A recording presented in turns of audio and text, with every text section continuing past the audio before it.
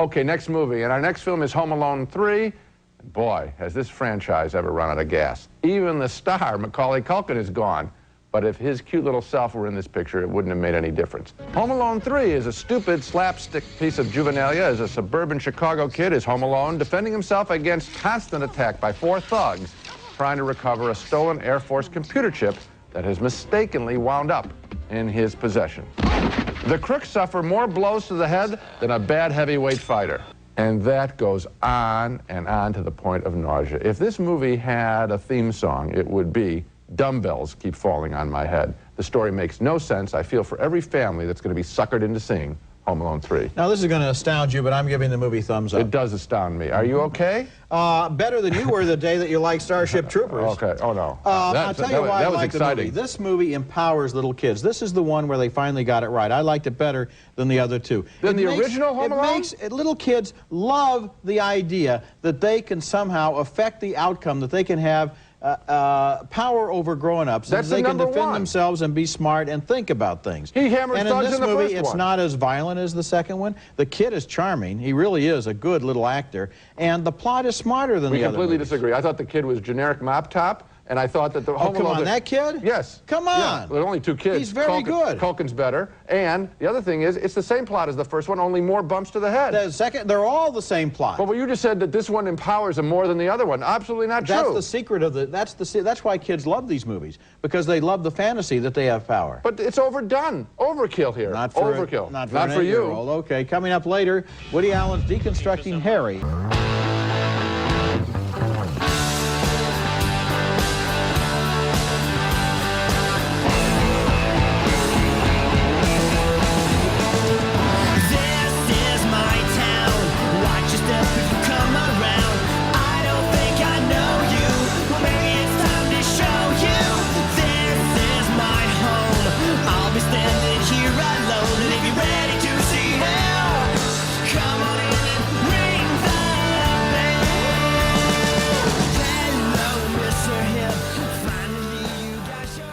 This is the boy. Slides a manila envelope across the table. I open it. It's a photo of Alex D. Linz. It's a photo of Alex L. Okay. Last name. Yes, we're this back. Is the boy. We're back. We brought the boy with us. We brought the boy, Alex D. Linz. Brahms the boy? Brahms. Alex Brahms, the boy. Linz. Brahms the boy too, right? Yeah. Yeah. We brought Brahms the boy to Alex D. Linz. He's here with us in studio. However, time has passed. Yes. His childlike spirit forever captured on film, a time, a place that is no longer extant. Mm-hmm. And now we have Alex D. Linz as an old man here on the show. Yes. Hey, Sonny. He was like younger than us, but No, he's not. No, he's not. But the process of acting in Home Alone 3 and being in Max Keeble's Big Move aged him drastically. I was in Max Keeble's Big Move. I was Max Keeble, you see. I was Max Keeble. I made a big move. Back in my day, we had to move. I thought we were moving, so I played pranks on all the bullies, but then we weren't moving. That's the plot of Max Keeble's Big Move. Oh, he's older than us by a year. Yeah, Just 1 year. Yeah, he's ancient. He's ancient. He was born in 1989. Oh, His Taylor birthday's coming up. Swift. He's as old as the oldest pop star on earth, Taylor Swift. January 3rd, 1989. Oh, So wow. Happy birthday. imminent birthday, Coming Alex D. up. Linz. Santa Barbara, California. Wow. Alexander Hamilton High School. That's fun. Aaron Burr, sir. Yeah, I bet they coat went- made of fur. I bet they went crazy when that came out. At high school? When it's My cold, God. you go Burr. Burr. Yeah, that's so bad. Favorite comedian, Bill Burr. Bill Burr. Oh, hey, I'm going to, I mean, maybe I shouldn't say this, but I don't think my parents listen to this podcast, so it doesn't matter. I'm going to see Bill Burr live on stage. Not as a, Why would you not want your parents to know that? No, because it's all tied into a present I'm giving them for Christmas. Oh, okay. I'm going to see Bill Burr, not his comedy. I don't want to see I don't give a shit about that. I'm seeing Bill Burr live on Broadway in Glengarry Glen Ross. Oh, he's part of that. Yeah, He's Bob part of the Odenkirk, super- Kieran yeah. Culkin, Bill Burr, Michael what's his Imperioli? face? Not Michael Imperioli. Oh, which Michael? Mike McKean, the guy from Better Call Saul. Yeah, but also Spinal Tap. Yeah. Yeah. That's interesting because he played Bob Odenkirk's brother on Better Call Saul, and now there you go. And now they're together again. I know. I can't wait. It's gonna be fun. That is crazy. Yeah, it's gonna be good. I'd go see Bill Burr's stand up. We live in an era of terrible stand up. I feel like he's okay. I don't know. Standing up comedy. I'm not really. You know how I feel comedy. about it. Sit down comedy when it gets really serious. Let you spin the chair around and you sit substitute teacher style.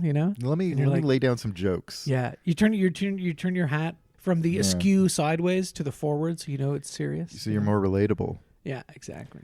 Do you like sit down rap concerts like Dave Blunt? In many ways, you're the white Dave Blunt. No.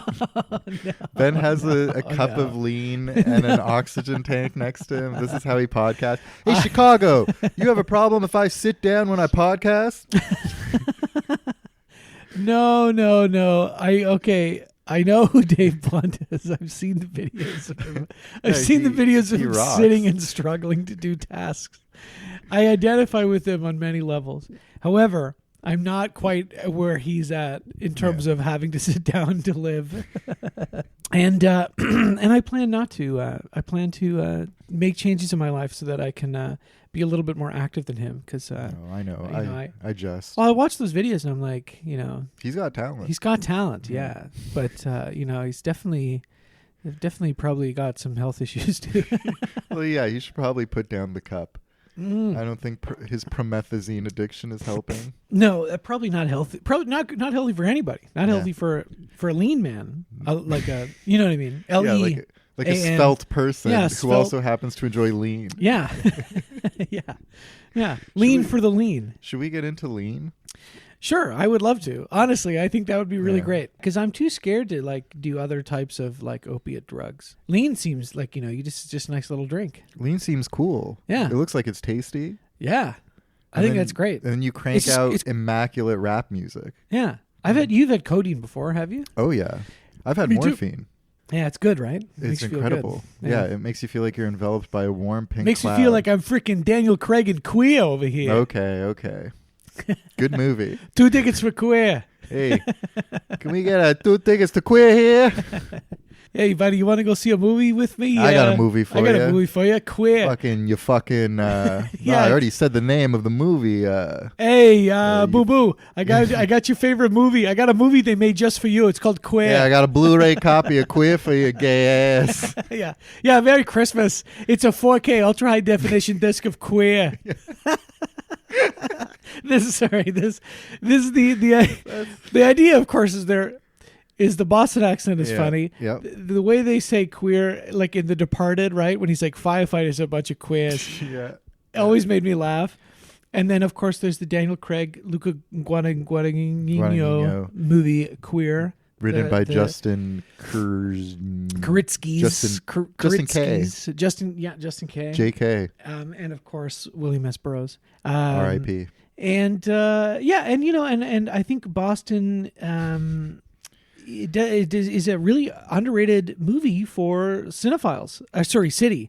It's a really underrated city for cinephiles. There's a huge film scene there. Aiden's out there. Yeah, exactly. And if you ever go, and I've just seen videos, never actually been, but if you ever go to a rep screening in Boston, like popular movie, the Boston version of the Review or wherever, right? It's full of guys talking like this, and they're like, hey. Yeah, and all that sort of, how they talk, right? I think Aiden and I saw Manchester by the Sea together in Boston. That's insane. Which was like the world universe folding in on itself. Yeah, 40X, yeah. Yeah, like Casey Affleck looks out into the audience and goes, you fucking liking this? Yeah.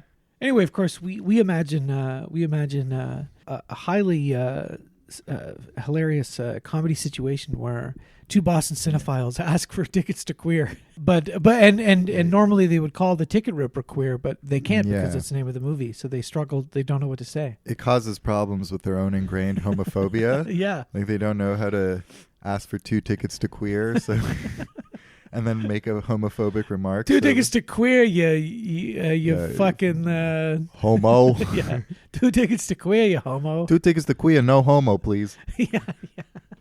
Yeah. I haven't heard the phrase "no homo" in several years. Years? But yeah. Wow. But it very much exists in Boston. Oh my gosh, yeah. They use a much harsher version of it in Boston. They're 2 like, tickets to queer, no homo. Yeah, there's a lot of internalized homophobia. Not on this podcast, though. No. There's a lot of internalized homoeroticism. There's a lot of internalized homophilia. Just the love for your other man. Yes. Yeah. There's a lot of internalized hemophilia because Alex has royal blood, and I can't stop bleeding. Yeah, if he were to stub his toe, it would coagulate. It would completely bleed out. It would kill me. Yeah, which is why we have to record it in his apartment. You know, it's safety proofed. Yeah, everything's wrapped in bubble wrap, and I don't leave. Ben brings me my weekly supplies. Yeah, toilet paper. Yeah, sometimes food. When a new movie like Queer comes out, you bring me a 4K UHD. I bring you, yeah. Fucking straight from Luca. I like Luca. Fuck it. I do too. Yeah. I think Challengers is one of the best movies of the year. It is. I just didn't like Queer. Queer is not as good as Challengers. I still really liked Queer. Should we get into the queer movie roundup of the week? Yes. The weekly queer roundup? Yes. Whoosh. Get him! Yeehaw! Woohoo! Listen here, you queer. I'll meet you at high noon, partner, for some sex. For some queer sex. Yeah. Yeah, so you saw Queer, I saw Queer. I've only seen 2 movies. So, that's crazy. Dude, I'm giving up on movies. I know, great. yeah. I think it's great that you haven't. You know, and I think it's great that you stop watching movies. I think it's healthy. And co-host a movie podcast? Yes. Yeah. It gives me more time to talk. It's better this way. It is better. Yeah. Yeah. All right. So what did you think about Queer?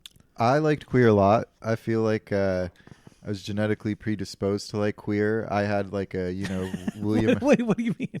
I had a William S. Burroughs. I had a beat poetry phase in high school. It was insufferable, but I just was really into Howl, and I read Naked Lunch, and I love that book. Like any book that kind of triggers like a physical reaction, whether it be like makes you laugh or scares you or like makes you feel nauseous, I have a lot of respect for. And Naked Lunch nauseated me on several occasions, especially the Hassan's Rumpus Room sequence chapter. Oh yeah, really just bizarre kind of stomach churning stuff. It was for that impressionable age. So I like William S. Burroughs. I've only read that and Junkie. Right. But they're 2 books that I really enjoy. His whole life and mythos is just kind of like bizarre and obviously like complicated, and seems like he's dealing with like a lot of internalized homophilia himself. Yes. Which is kind of externalized in the film Queer. Yes. Queer. And I really liked it. I like that kind of pastiche presentation of like Mexico in the 50s or whatever, where people are just walking around in suspenders having queer sex and like drinking and smoking a ton.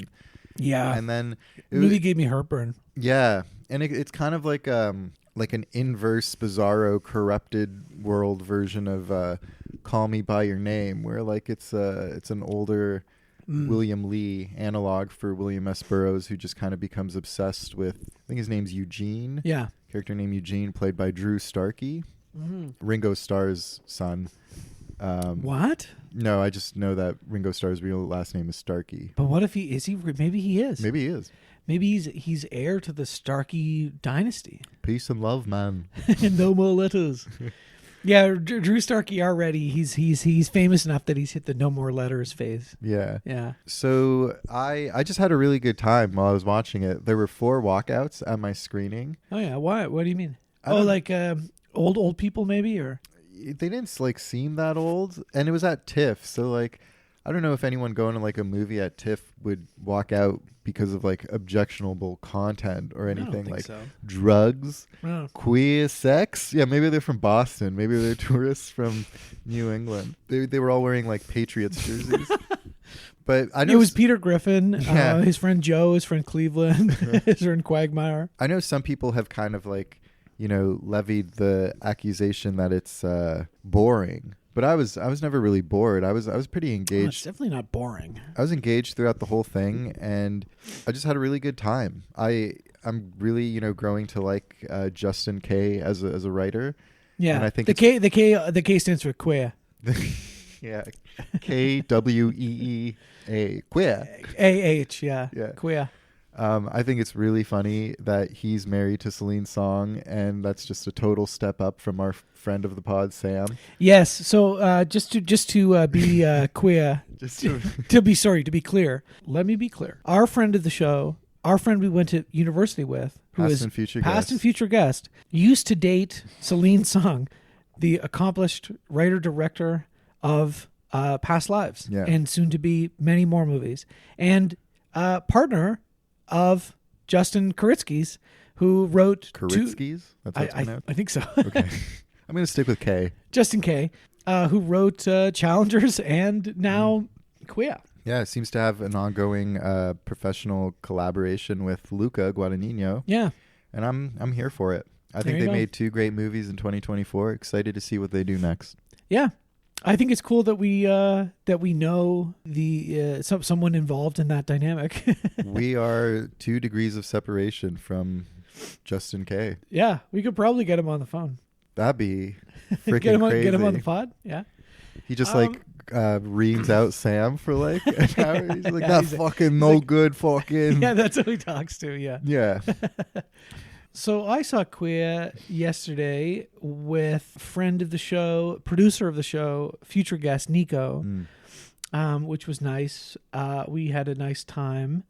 2 tickets to Queer, please. I did say 2 tickets to Queer, please. And they said, you already bought your tickets. They're on your phone. And I said, I'll phone you. Yeah, I'll phone you. I'll give you a call. Yeah, I don't know. Do it for you? So I was really excited, and I had heard a lot of good things about it. And I sat down to watch it, and like the first 15, 20 minutes, I'm feeling like, I feel like Nico's not going to like this. Because I know that, he's got a particular taste, and I could also kind of feel him in the, kind of not vibing with it. You can sort of feel the vibe a little bit. Sure. And then I'm like, wait, I don't think I like this. I found it really frustrating. I found it kind of, I didn't like it. It's an uncomfortable movie, right? In many ways, intentionally. And I do respond to that a lot of the times. Movies that are kind of prickly is the word I like to use a lot, or difficult sits, But I found I was just really struggling to get on its wavelength at any given moment. Interesting. I don't know if I liked Daniel Craig's performance. I found it kind of grating, and I didn't even really like the thing I thought I was for sure more or less in the bag for was that it's much of the same crew from Challengers, right? The same cinematographer, right? Who's also a Pitchy Pong's cinematographer, and who also shot Trap, crazy year. The same 9 Inch Nails, right? Doing music. Yeah. All sorts of people shared between productions, but I didn't like how it looked. I guess all of the digital effects I found to be just and coloring even just to be kind of, it all just felt very garish. And I know that's I know I'm not saying it's not intentional or whatever, or that it's some sort of mistake, but to me, the whole film, whether it's, and some of the anachronistic music and all that, which isn't always something that bothers me, but all combined, with his performance, some of those music choices, and just the general kind of look and feel of the film, the texture of the film, it all sort of just combined to feel sort of inauthentic to me. Now, I'm not a big Burroughs. I've read Naked Lunch. I haven't read Junkie or Queer or really anything else. So I'm not some Burroughs. I don't really like Burroughs. I like Naked Lunch, but I'm not some Burroughs fanboy or whatever. I think he's seems like kind of a bad guy. Oh yeah, You know what I mean? definitely. Aside, I'm not even including shooting his wife in the Shot his head. wife in the head. Which, of course, this movie does have to reference. Every Burroughs movie has to reference that. Yeah. I'm not sure if that's in the text of, although William Tell references are in the text of the book. Maybe they are. We'll never know. We'll never know. There's no way to find We're out. not. But I don't know. It all just kind of rang false. It felt like dress up. You know what I mean? And when Yeah. a movie, But you're not really giving me any reason why. any reason why it felt that way? Yeah, I'm just telling you that's how it felt to me. and it didn't for me. Yeah. So Yeah, that's it's not the there. beauty. There is no why. Yeah. Like I'm just telling you that's how it felt. There are all these things that got in my way of engaging with it. That's what I'm telling you. Yeah. I'm not saying it's objectively a bad performance or anything like that. I'm just It didn't speaking. click with you for some reason. Yeah, exactly. That's all I'm saying. I'm just saying in my experience, like I found there was nothing to really get into it with. I did like Jason Schwartzman in it. I thought that was funny. I see. I'm the opposite. You didn't like him, eh? I thought it was weird that they kind of put him in like a mildly fat suit, like it's not like a full blown fat suit. Yeah, and he had his big. forearms. It was just like really reminding me and taking me back to Tropic Thunder with the Tom Cruise fat suit. You know, like his forearms and hands kind of had that same look. And I was like, maybe this is that character's like gay uncle or something who absconded to Mexico. Yeah. But they could have just like cast a chubby dude. Is he in a fat suit? I don't know. Maybe he just got really fat. I mean, maybe. Maybe, sure. Interesting cast too. Did you see our friend Ariel Schulman? Yes, I did see Ariel Schulman. Yeah, of Schulman and Hughes. And Juiced, yeah. Schulman and Hughes. Yeah, that's probably right. Back in the original days of the podcast, when we did our very first franchise, Way Paranormal back. Activity, Schulman and Hughes were certainly figures Of the lore. of the lore. Yeah, Real lore heads know. Yeah. That was funny. David Lowery, the director. Yeah, right? just a small very little- small scene where Yeah. he just looks bald. Yeah, and he's like, just- you shouldn't do that. Yeah, he says, "Don't go there, Yeah, girlfriend." yeah. No, I don't remember really. And then also Lissandro Alonso, the director, was in there as well. It was cool. It's cool that he got his director friends to come in. I appreciate that sort of thing. Yeah. I just don't know, like, you know, and this is the other thing. It's not at all. I'm not saying these things are bad choices or aesthetic errors or whatever. It's just that these specific things didn't work for me. So, like, for example, when they go to the jungle and they're doing the ayahuasca thing, some of the original white people to go out of their way to do ayahuasca. Yeah, trailblazers. Yeah. Hacking through the jungle, you know. And they get there and they meet Leslie Manville, who I did kind of like. Yeah, she's great. Yeah. And then the guy with her, I'm pretty sure that's Lissandro Alonso. And they have the sequence, right? With the trippy effects and so on and so forth. But there's this choreography they do that's like very like, I guess, whatever, contemporary dance kind of choreography that I really didn't like. When their bodies start melding Yeah, together. yeah. That it's, you know what I mean? It's just... Sorry, it's just a bunch of choices I just like didn't really like. I did like the interesting. music, not the needle drops necessarily, The Nirvana. but the Nirvana. Like, okay, the scene where I was struggling to get into this movie. I was trying really hard, right? The scene where he's shooting up heroin and he's listening to the not listening to, but New Order's "Leave Me Alone" is playing, Right. which is like one of my favorite New Order songs. I was like, why can't I get into this? Why can't Yeah, I don't This know. is Daniel Craig doing heroin and New Order's playing. Like, I did. let me get into it. But I don't know. The whole thing just was off-putting, like, and not in the way that I like. I don't know. Don't let this stop you from seeing it. No, you should for sure I see clicked it. with it fully. Everything that Ben said, I effed with. Yeah. I like the contemporary dance body melding moment. I don't know. To me, it just like captured that emotion of like, you know, doing something that lowers your inhibitions and getting like impossibly close with someone. Yeah. And then the like brutal awkwardness of that the next day where like Leslie Manville is like, you guys should stay, like explore this. But like, I guess Drew Starkey's thing is that he's not as like, you know, I'm not queer. I ain't a queer. I'm from Nantucket Island. He says, I'm not queer. I'm disembodied. Yeah. He says I'm disembodied without like moving his mouth. I don't know. It just worked for me. I was there for it. I was there for its like surreal flights of fancy. Always appreciate a tinge of surrealism in my movies. Yeah. Some neat imagery. I don't know.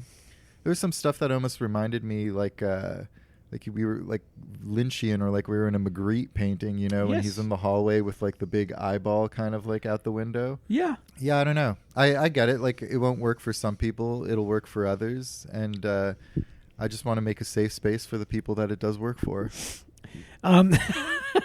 Yeah. Sorry. Excuse me for creating an unsafe space. For various queer. You know what they call fans of the movie Queer? Queers? Yes. Yeah. Well, you know what they call people who don't like the movie Queer? Queefs. Queefs. Yeah, sorry. You want to be a queer or a queef? Honestly, good question. Great question. What's the other movie that you watched? Last summer. Oh yeah, Yeah. Le Dernier Été. Is that correct? No, it would be L'été dernier. Yeah. Because Okay. if Well, you- they're pretty freaking close, right? No, because if you put dernier in front of l'été, Yeah. it would mean like The last summer ever. Yes, exactly. Yeah. Though, but Maybe it was. Is that not correct? I don't think so, but like No. maybe. Life Maybe it goes was. on. Yeah. Yeah. Great movie, eh? Yeah. Yeah. Okay. Like I loved it. Mhm. You know, talk about a movie that I was genetically predisposed to like. What? Because you by fucking your stepmom? No, I don't have a stepmom. No, you don't. I don't think I do. You know, yeah, probably not. But if you did, maybe. No, who knows? Who knows? Yeah, so you'd seen it before, like way earlier, right? Yeah, I saw it in the summer sometime. Last summer. Last summer. Such a simple story. Yeah. A simple story that, you know, some people might watch, you know, play out in 15 minutes on certain websites on the internet. Yeah. There's and that's so funny because there's so many different versions of this movie. Yeah. But only one of them reaches feature length. Yeah. Only one of them won big at the Venice. I don't know where it played or what it won, but simple story, just executed really effectively with some of, you know, Catherine Breillat's like lurid French seediness. I did actually around the time I watched Last Summer, it was on the Criterion Channel. Yeah. And it was part of a collection of her stuff. So I did actually, I forgot, I did watch Anatomy of Hell as well. Oh, okay. With, That's a trip. Eh? Rocco Siffredi. I don't think I've seen that one. That had moments that genuinely kind of reminded me of Antichrist, which is weird because it's also a movie kind of from that era that I remember seeing ads for in like my parents' newspapers that they would get, and I'd be like, what are these adult films? You know, like Antichrist, Anatomy of Hell. There's like naked people on these like movie posters. It's great to finally watch it, and there's nothing like, you know, as violent, but there's levels of graphic bloody genitalia for other reasons that were pretty impressive. You know? Yeah. Like talk about Tampac's product placement. Yuck. I know. Yeah. Well, I mean, whatever. It's why should we be afraid of the human body and all its functions? You know? Oh no, that's not what I mean. You're just the way you put it. You know. I just don't think we should be doing a product placement for any products. You know. Yeah. And then I rewatched Fat Girl as part of that trifecta. Yeah, too, which I still think is my favorite of her movies. It's really good. But Last Summer, wow, return to form. I felt like just like last summer I fucked my stepson. Right. The very next day, I fucked my stepson. This year, I fucked my stepson. I'll fuck him again.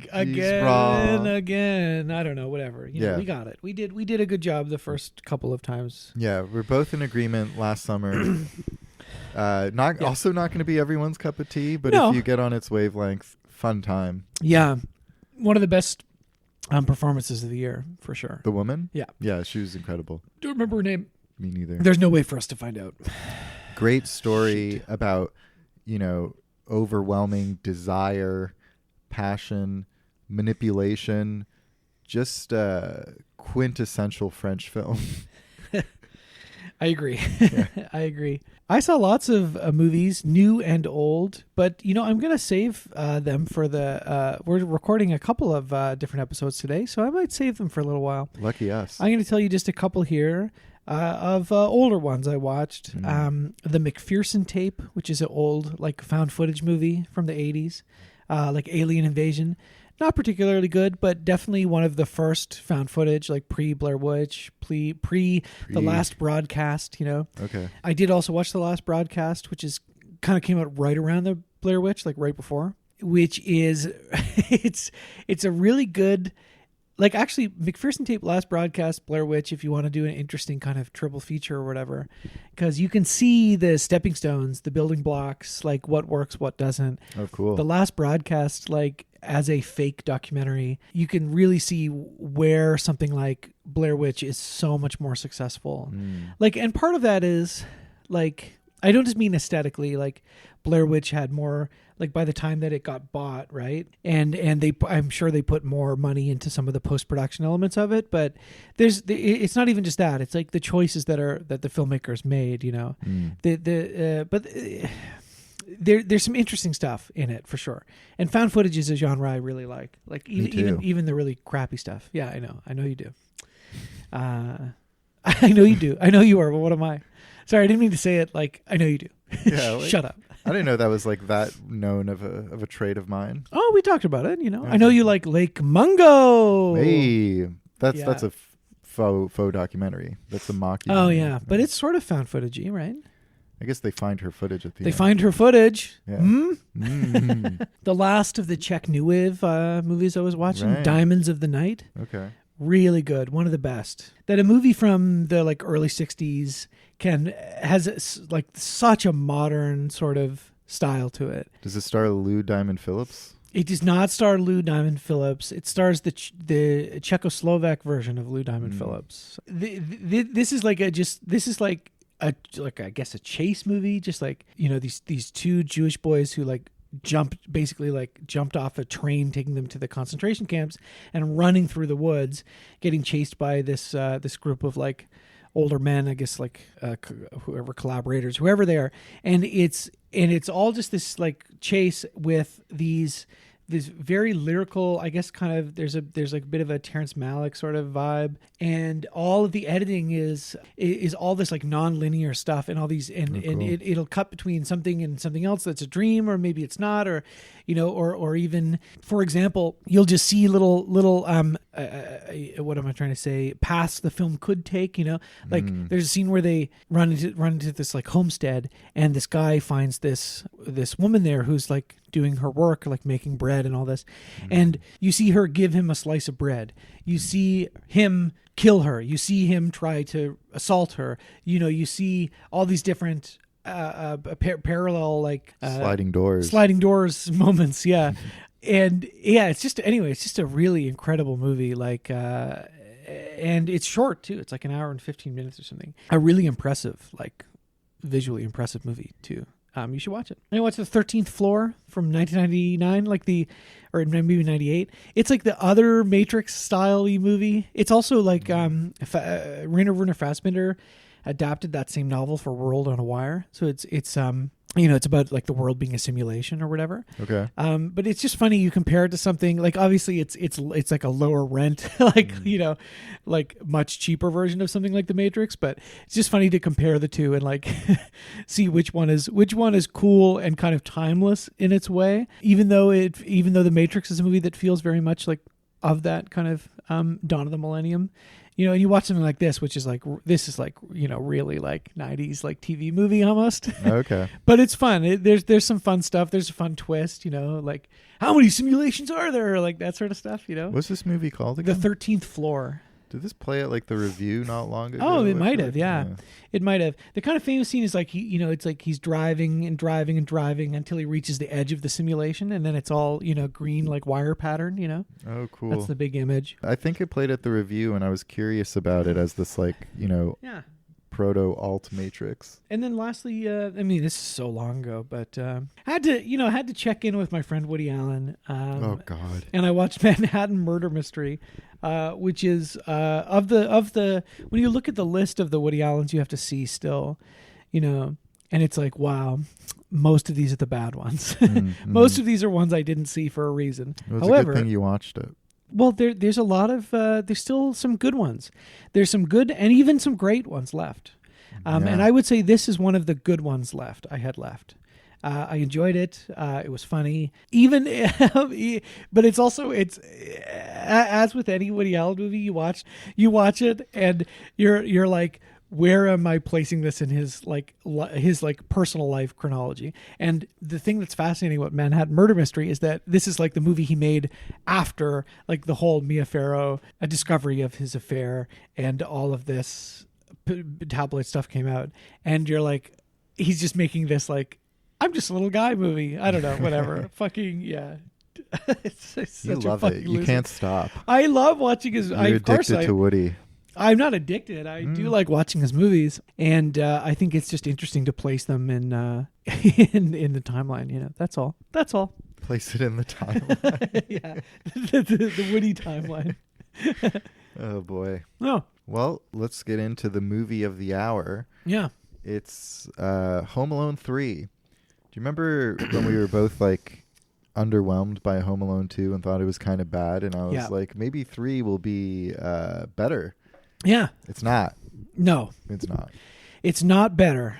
I had seen this one before. Me too. I'd forgotten. I didn't remember anything about it, really. But things kind of came back to me as I was watching it. This was the last one to get a theatrical release, right? Yes. I feel like I remember even seeing the commercials of it when we were kids. Mm. And like certain like traps. Like at one point he kind of creates a bog in his backyard that Yeah. like the lady robber falls into. Yes. And I like had distinct memories of that. It's just lacking in almost every way.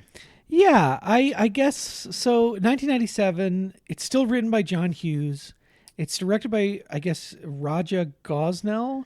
Who's a white guy? Yeah. Yeah. Yeah. Oh, yeah. To be clear, it's why I'm not sure how you say his name. Like maybe it's different.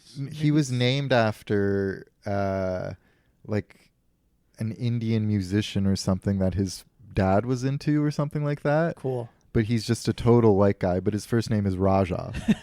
Yeah, I don't know. It's cool. Raja Raymond Gosnell. Well, yeah. He was, I guess, an editor on the other movies, right? Okay. And then went on to direct the very popular Scooby-Doo movie, and I believe the second one as well. Never Been Kissed. Yeah. Big Mama's House. Big Mama's House, yeah. It's kind of a Home Alone movie. 2 Smurfs movies. 2 Smurfs movies, kind of Home Alone adjacent. The Smurfs are Home Alone. Yeah, they're part of the same universe. Yeah. Yeah, anyway, he takes over. It still feels like a John Hughes movie. A little bit. Yeah, like I wonder The humor, in it. if John Hughes like really wrote this, or if he was like, oh, if you're going to do it a third time, like I guess this is what it would be, and then someone like quietly like ghost wrote it.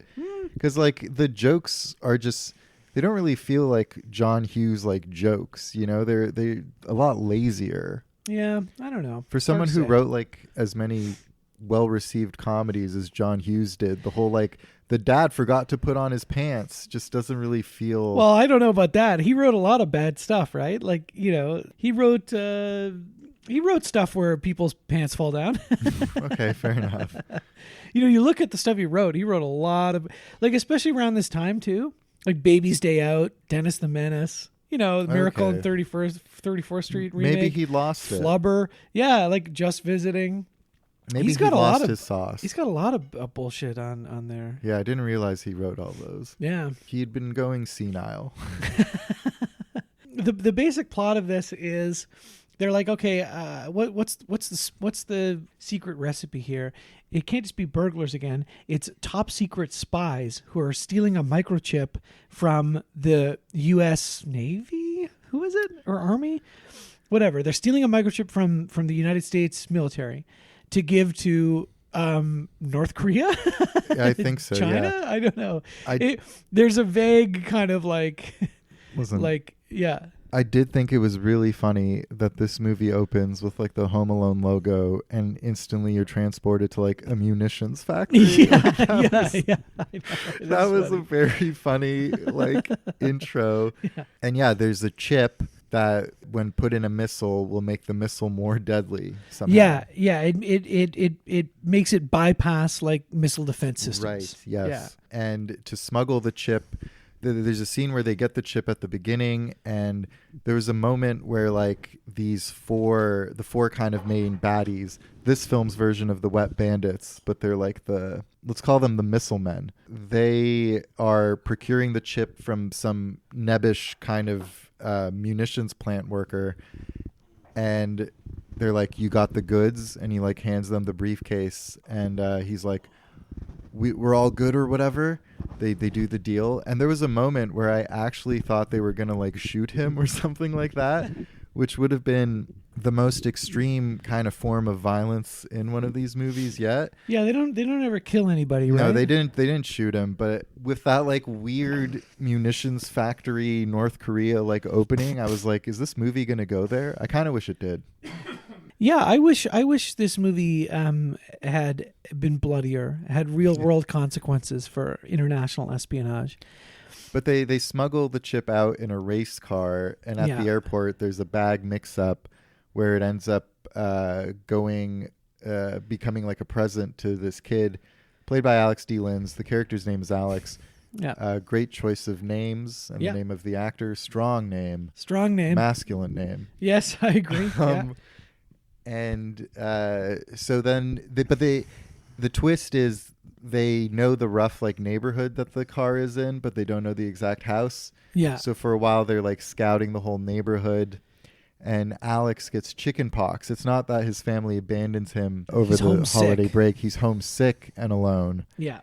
And then, notices these people around the neighborhood. They catch wind of him and try to infiltrate his house to get the toy car. Yeah, his parents. So his dad, I guess, goes away on business, right? Yes. And his mom also works and is kind of being pulled into the office for various things. He has a brother and a sister. Yep. The sister is young Scarlett Johansson. Yes. The brother is who gives a fuck? Yeah. Never heard of you. Did not go anywhere. Did not go anywhere. Yeah, DOA. No, I'm just kidding. He's probably a nice. He's probably a nice fellow. Guy. He's probably a nice guy. Loser. Can you maybe. imagine? Can you imagine? Can you imagine being the third kid in a movie that stars two of the biggest names in Hollywood today? Scarlett Johansson and Alex D. Linz. Yeah, it was kind of surreal seeing young ScarJo. Oh, yeah, it always is. Yeah, because she's just so famous, right? That when you see her in something like this or like something like, I remember, what is she in before? Oh, like Eight-Legged Freaks or like, oh, wow. Well, some other shit like that. Where, it's very surreal because you're like, oh, good for you. You made it. You're one of the most famous like actors in the world. And, I think also relatively well respected. Like, Totally. Right? It's not like you're just some... there's so many different levels of fame for like actors. There's people who are mega famous but are not really in any good movies, which is funny. Yeah. And then there are people like Scarlett Johansson, kind of like Will Smith, like we spoke about. Well, yeah, kind of not really in a lot of great movies. Yeah. He's not he's got a couple of really good performances, that's for sure. Sure. Not very many good movies though. This movie downgraded from Tim Curry to someone named Chris Curry. I don't know who Chris Curry plays, but I thought that was funny seeing it in the credits. Yeah, no good. But there is someone in this movie who I feel like you probably got a real kick out of their presence. Oh yeah, who's that? That's the young robber dude. Yes. The youngest of the four spy villains. Because he's the agoraphobic dude in Twin Peaks that Laura brings like meals to. Yes, I was very happy to see Lenny Van Dolen. That's it. Who is in some 80s movies. Electric Dreams is one I've always wanted to see. He had a career, he's in some stuff. But for the most part, what he's remembered for, at least for me, is playing, the agoraphobic, like shut-in. who Laura Palmer brings meals to, but also ruins his life because she flirts with him and gives him love and attention, and then he kills himself. He ends up killing himself. What's his name again in that show? Oh, I forget. In Twin Peaks. Yeah. Oh, it's like what is it? Well, he's in the movie too. So Yeah. it'll Harold Smith. Harold Smith. Yeah. Yeah. He honestly a very sad character. There's that awful scene in the show, right, where he rakes himself. Doesn't he scratch himself with a rake or something, like a garden tool of some kind? Yeah, really, really good, like unhinged. Oh, he's dead. Really? Yeah, he died on July 5th, 2022. Lenny Van Dolen? Yeah. How? Tell me right now. No, give me a second. I demand right now. Stop. Tell me now. You can just cut this out. No, tell me right now. You can just cut out as I look. I'm leaving the whole thing in. You have to tell me right now what happened. You literally cut out every hour you do, and you're going to leave this in? Yeah. He died on July 5th, 2022, age 63 in LA after a long illness. Oh. The illness was loving Laura Palmer. No. Dun, dun, dun, dun, dun, dun, dun, dun, dun. Oh, that's brutal. Yeah. Brings back some memories. He was survived by his daughter Hazel. Aw. And a partner playwright James Still. Aw. Huh. Rest in peace, L. Van D. Will always be remembered for Twin Peaks and Lenny Home Alone Van 3. D. Anyway, that's the movie. Who cares? No, that's not the movie, Ben. Hijinks ensues. Hijinks ensue. So they're scouting the neighborhood. It's different. It's different. There's 4 of them instead of 2. There's a woman. There's a woman instead of only men, and they're spies, and they're masquerading as neighborhood people. You know, the woman's running around walking a dog or having a baby carriage or whatever. Stroller. You know, the guys are like whatever, like utility men or something, and anyway, men. whatever. And eventually they figure out the car is in Alex D. Linz's possession. Mm-hmm. And they have to get it from him, but of course he home alones them. He fights back. You know, it's a sign that a Home Alone movie doesn't really work. Is that, and I kind of have this problem with 2 as well. Besides, like the brick throwing and the electrocuted sink, like I don't really remember like any of the traps or the specific moments. Like in the first one, I have these like crystallized memories of like, you know, when Marv's on the stairs, or is it Harry who's on the stairs, and Kevin reaches and buzzes tarantula on him, and then he gets smacked with the crowbar or whatever, or the blowtorch to the top of the hat, or the stepping on that nail that's sticking out in the stairs, you know? Yes. I don't remember. I remember fewer traps in Home Alone 2, and I remember even fewer traps from Home Alone 3. The only one that sticks out in my memory is that when he transforms his backyard into a bog, into like a swamp, like a tar pit. The images I have from childhood in this movie are, you know, when the guy gets electrocuted and his hair becomes really big, when they're when they're cold in the pool and they're like icicle men, you know, things like that. All the most cartoonish sort of things. You love the cartoony things. Yeah, and there are like moments where they're so Alex. This is a different kid. It's Alex. Yeah. It's Alex D. Linz playing Alex D. Linz. Very meta. But he straps a camera to the car to spy on them. But they're like, oh, that's the car. So they want to get the car. So they're chasing the car around the neighborhood. And one of them's in a car. I think he hits Lenny Van Dolen in the car because he's like runs out. And I noticed it after you mentioned it, but the sound effects are very cartoony. Yeah. They're like bonks and like, you know, instead of the sound of like bones crunching or like, so there are a lot of those kind of cartoonish effects. Yeah, I think because there's 4 of them, there's more mayhem. There's more mayhem. There's lots of people falling down and going boom. and there's lots of people getting spanked on their naughty little bottoms, and there's lots of people getting flayed and maimed and burned. And Did we watch the same movie here? yeah. Can I get a ticket to that movie? Yeah. I think the spirit of this movie feels very like direct to video. Before they went full direct to video. Yeah, even though it is a theatrical film, maybe it's just because it's a different kid. It just feels like, all right, like, this is a cash grab, we're not going to put as much effort into this, but it still feels expensive. It still feels like a proper cinematically released film, shot on film. Yeah. Spoiler. We have already watched the next two. We have watched the next two. So I can tell you, like, it does get cheaper. Yes. By the dozen. This cost $32 million to make, and it made $79.1 million. Yeah, now $32 million, maybe by today's standards, because Cherub cost $15 million. That's true, and you see it all up there on the screen. It's all up there on the screen. To digitally create Benjamin Turnbull's performance. The reason why Cherub is so expensive is because I was always doing the wrong thing with my face. I was always looking the wrong way, making my mouth was open the whole time. Yeah, so they had to digitally go in and close my mouth. Yeah. But it's still a huge drop off from Home Alone 2, which cost $28 million and made $359 million. This cost more than Home Alone 2. This cost $4 more million. Wow. This cost $4 more million than Home Alone 2, but Home Alone 2 made $359 million. Wow. This one didn't crack 100.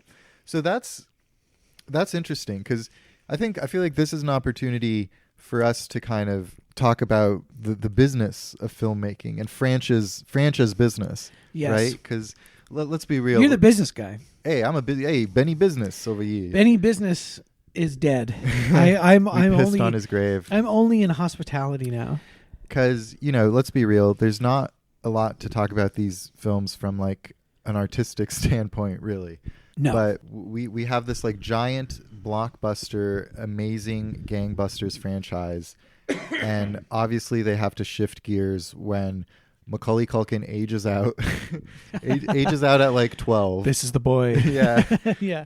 He's in the meeting. He's crying. He's like, yeah, we're sorry, Mac. Yeah.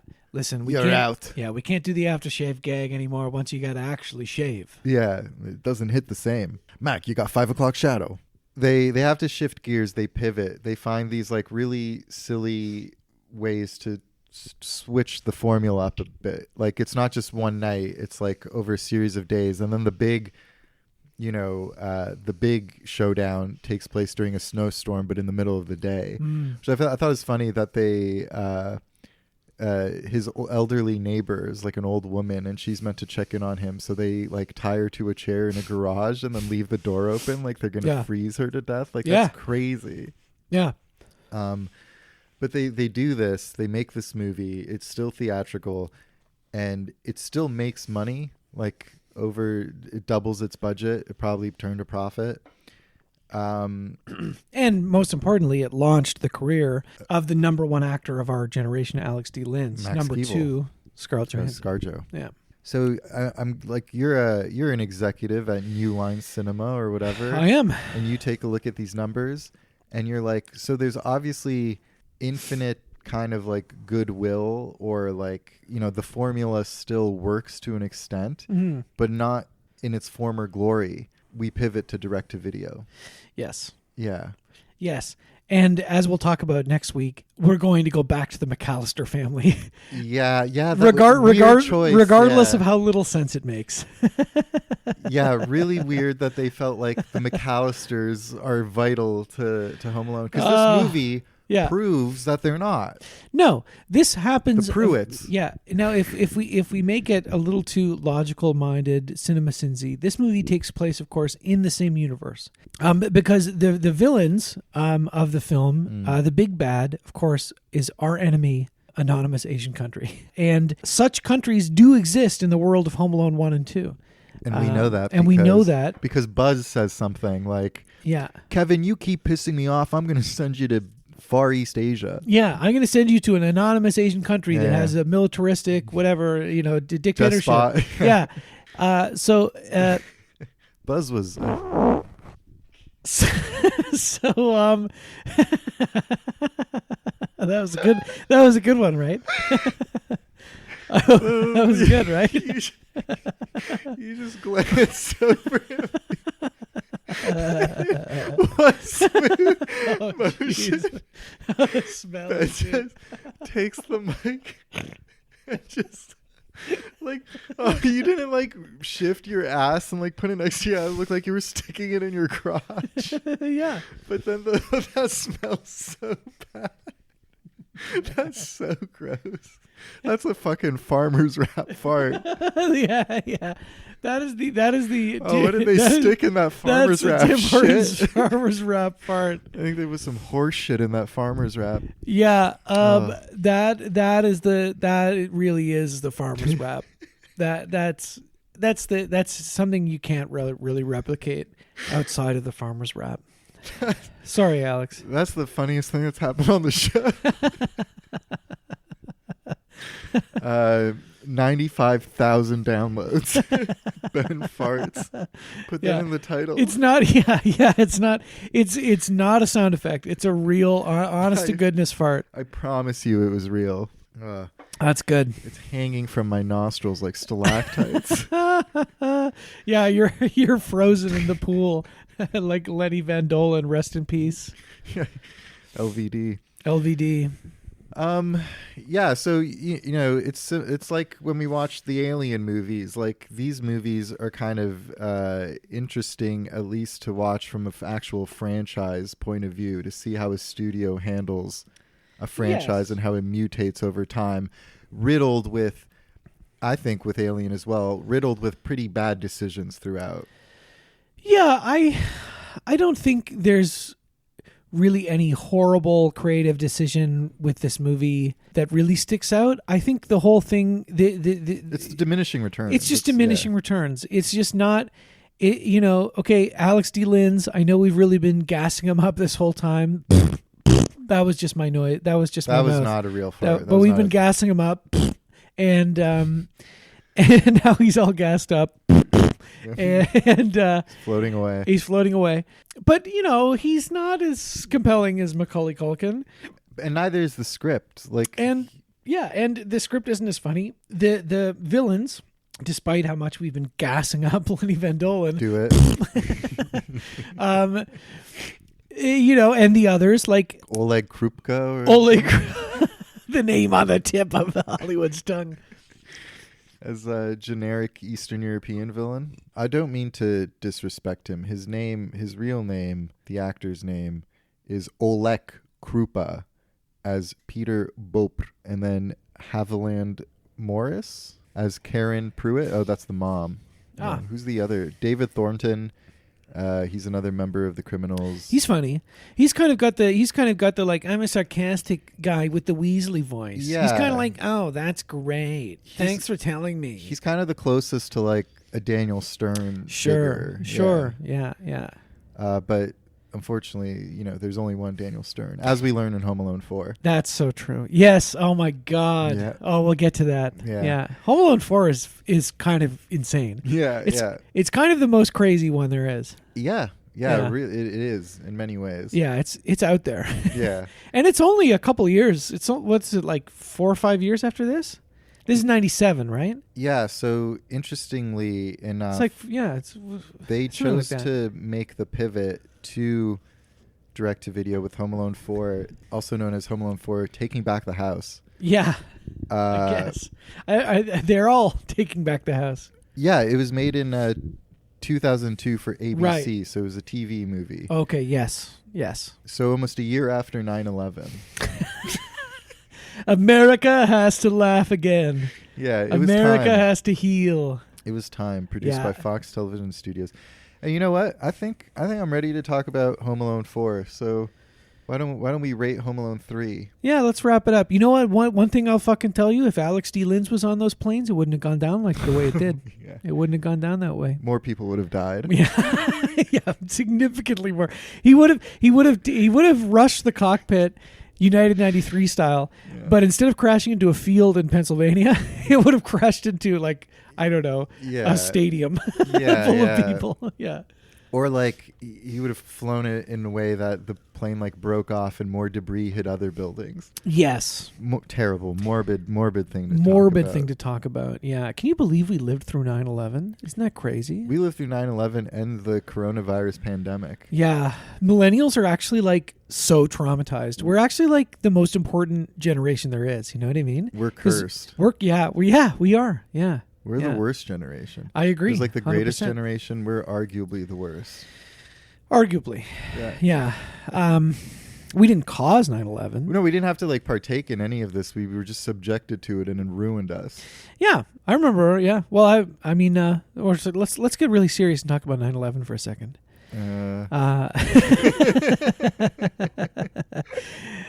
Because I was in Saskatchewan, I got to see it happen on TV. Yeah. Yeah, it's crazy, man. Why? What do you mean, Saskatchewan? I saw it happen on TV and we all saw it happen on TV. But when I what are you talking? The time different. The time change. The time zone is different. Right. So I woke up before I got to school. I come downstairs. We're eating breakfast. It's like 9/11 breakfast. Yeah, wow. I'm like, oh my God. Cool, yeah, it was fucked. Other people had to go to school first, and then their teacher comes in and is like, there's been a 9/11. Yeah, everybody, 9/11's happened. Yeah.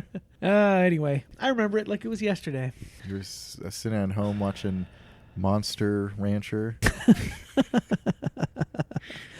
No, it was very surreal. It was very surreal. Yeah, totally. Yeah. And I remember where I was during the COVID pandemic. I was in Toronto. I was at home. I was in the greatest city in the whole fucking world. Fucking Toronto, Ontario. 2 tickets for queer in Toronto. Get this through your thick fucking skull, tramp. We ain't ever gonna be a state. Yeah, that's right. Yeah, I got a message for you, Trump. Okay, I'm gonna Luigi Mangione your ass. Satire. Just kidding. Satire. Oh yeah, we didn't really talk about that. Well, we know who it is now. Anyway, we know who it is. They got him, and now he's gonna go to jail for the rest of his life. Yeah, but he's gonna be treated like a king in jail. Hopefully. Oh my God, yeah. I read someone was like, oh yeah, there. You can tell there's the prisoners are his like fellow prisoners are like giving him like a haircut and like plucking his eyebrows and like making him really nice as a message to the guards, like don't mess with him. He's our guy. He's like King Bob from Recess. Remember the King of the Playground? Yes, he's the king of the playground. If you were in Recess, what like Recess kind of figure would you be? I was kind of like the diggers. You know, they just dug on Recess. Yeah. I was like, that's kind of a fun hobby. That. Yeah. I don't know. I was one of the main gang, the cool one. Mikey. Yeah. No. You were the fat poet. I was the fat poet. Who do you think I was? Anyway. How many farmers raps out of 5 do you give Home Alone 3? Here's the thing. It's not an objectionable movie. No. It was 2 out not of 5. difficult to watch. Yeah, 2 out of 5 seems reasonable. Yeah. But is it better than or on the same level as Home Alone 2? I think Home Alone 2 is better only because it just has more. It's just the production value is better. The actors are better. Yeah. The locations are better. It's New York City. There's more memorable stuff happening in 2 than 3. You do still have Joe Pesci and Daniel Stern. Yeah, Donald Trump. Catherine O'Hara, Rob Schneider, Tim Curry, not Chris Curry. Donald Trump. Oh, yeah, you're right. D-Trump. Yeah. Hey, get this through your thick fucking skull, Donald Trump. Justin Trudeau is prime minister, not governor. Yeah, and here's another message for you, Donald Trump. Justin Trudeau is going to be prime minister forever. He will not be imminently deposed. Yeah, in a vote of non-confidence. We are not gonna hire a Donald Trump-esque, but significantly less funny version of Donald Trump. Oh my God, yeah, so boring. Whoops. Anyway. Listen up, Chrystia Freeland.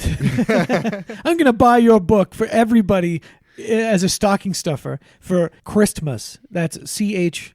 Yeah. CHRYST Mus. Yeah. Yeah. That's get ready. Yeah, I was disappointed because, I was like, after the disappointment of Home Alone 2, I was like, maybe there's a chance this will eke out and be better, but it's not. No, it's not. And that's that. We'll see you next week for Home Alone 4, taking down the house, bringing down the house. Down the house. Burning down the house. Yeah. My house. You don't know what you're after.